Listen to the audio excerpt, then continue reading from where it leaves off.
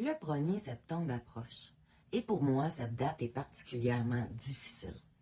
Cette année, ça sera la 14e anniversaire du décès par suicide de mon conjoint. 14 ans ont passé. Mais certaines dates restent gravées en nous. Elles ramènent des souvenirs, des émotions et beaucoup de questions auxquelles nous n'aurons peut-être jamais toutes les réponses. C'est aussi pour cette raison que la prévention du suicide me tient autant à cœur. Parce que derrière chaque personne qui meurt par suicide, il y avait une souffrance. Et derrière elle, il reste aussi des proches qui cherchent à comprendre, qui se questionnent et qui doivent apprendre à vivre avec une absence immense. On entend parfois dire je comprends pas comment quelqu'un peut en arriver là. Mais pour comprendre, il faut essayer de regarder au-delà du geste et voir toute la souffrance qui était là avant. Une personne peut penser au suicide lorsqu'elle ne voit plus aucune issue à sa propre douleur. Ça peut être causé par une multitude de choses, une dépression, un traumatisme, de la violence, de l'intimidation, une séparation, un deuil, des difficultés financières, une dépendance, une maladie, une solitude profonde ou simplement par une accumulation de blessures devenues trop lourdes à porter. Souvent, ce n'est pas que la personne veut réellement mourir.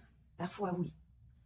Mais c'est qu'elle veut que la souffrance arrête et qu'à ce moment précis, son cerveau ne réussit plus à imaginer une autre façon d'y parvenir. Elle peut se sentir inutile, coupable, comme un poids pour les autres. Elle peut être entourée de gens et se sentir terriblement seule. Et parfois, derrière un sourire, une blague ou un simple « ça va », il y a quelqu'un qui se bat en silence depuis très longtemps. Alors, avant de juger une personne qui pense au suicide, essayons plutôt de nous demander qu'est-ce qu'elle a dû traverser pour ne plus être capable de voir une autre solution. Penser au suicide, là, ce n'est pas un manque de courage. Ce n'est pas de l'égoïsme. C'est souvent le signe d'une immense détresse qui demande à être entendue, accompagnée et soignée. Si quelqu'un vous dit qu'il pense au suicide, ne minimisez pas ses paroles. Ne lui faites pas la morale non plus. Écoutez-le, simplement. Prenez-le au sérieux. Demandez-lui directement s'il pense à s'enlever la vie. Cette question ne lui donnera pas l'idée. Au contraire, elle peut lui ouvrir une porte pour parler enfin de sa souffrance. Et surtout, ne restez pas seul avec cette responsabilité.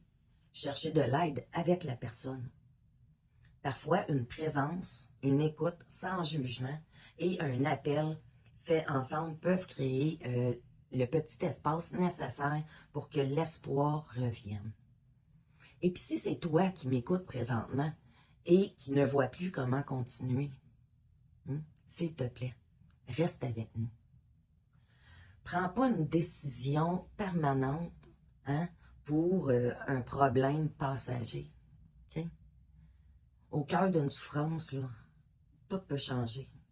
Parle-en à quelqu'un dès maintenant. Tu mérites de recevoir l'aide nécessaire.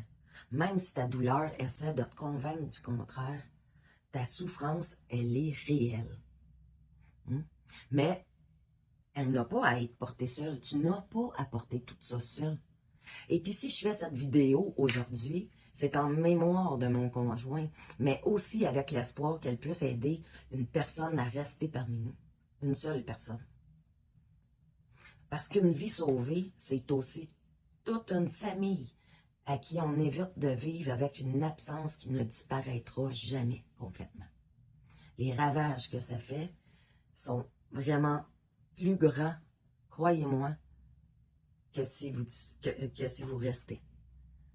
Vous êtes important et demandez de l'aide si vous en avez besoin. Bonne journée. Je vous laisse les numéros là en commentaire.